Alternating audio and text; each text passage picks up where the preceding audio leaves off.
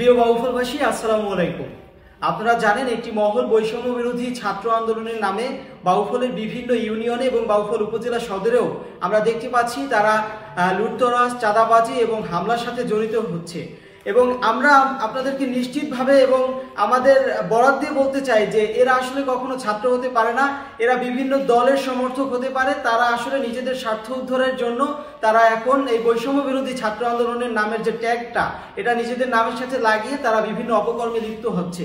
এখন আপনাদের কাছে আমাদের একটি অনুরোধ, সেটি হচ্ছে যারা এসব অপকর্মের সাথে এই লুটতরাজ, হামলা কিংবা চাঁদাবাজির সাথে জড়িত হচ্ছে তাদেরকে আপনারা আইনের হাতে তুলে দিন। আপনারা নিজেরা ঐক্যবদ্ধ হন, তাদেরকে প্রশ্নবিদ্ধ করুন।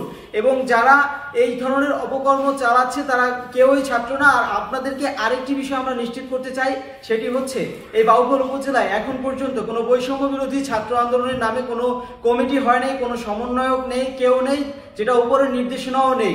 যদি কেউ নিজেদেরকে সমন্বয়ক দাবি করে বা ছাত্র প্রতিনিধি দাবি করে তাদেরকেও আপনারা প্রশ্নবিদ্ধ করুন এবং যথাযথ প্রমাণ সহ আইনের হাতে তুলে দিন। এবং আমরা দেখতে পাচ্ছি যে বিভিন্ন ইউনিয়নে, বিভিন্ন শিক্ষা প্রতিষ্ঠানেও হামলা করেছে শিক্ষার্থীরা, অতিরঞ্জিত শিক্ষার্থীরা।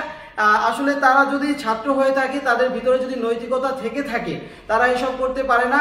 আর তাদের সাথে আমাদের কোনো কানেকশন নাই। আমরা যারা এই বাউফল উপজেলায় আন্দোলন করেছি বিগত দিন থেকে এবং এখনো করে যাচ্ছি মানুষের জন্য, তারা আসলে এই ধরনের অপকর্ম, লুটতরাজ, হামলা এসবের সাথে কোনোভাবেই সম্পৃক্ত নয় এবং আমাদেরকেও এসবের সাথে সম্পৃক্ত নয়।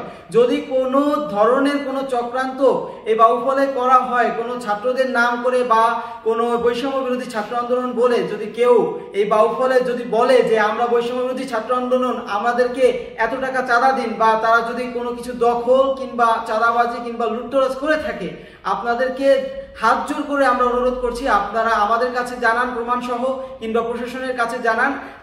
আমরা প্রশাসনকে বলে তাদের বিরুদ্ধে ব্যবস্থা নেওয়ার জন্য প্রস্তুত আছি। আমাদের ছাত্রদের অনুরোধ থাকবে সবার প্রতি, আমাদের ছাত্র সমাজের প্রতি, সাধারণ নাগরিকের প্রতি, সুশীল সমাজের প্রতিনিধি যারা আছেন তাদের প্রতি, আপনারা সবাই নিজেদের জায়গা থেকে আমাদেরকে সার্বিক সহযোগিতা করবেন।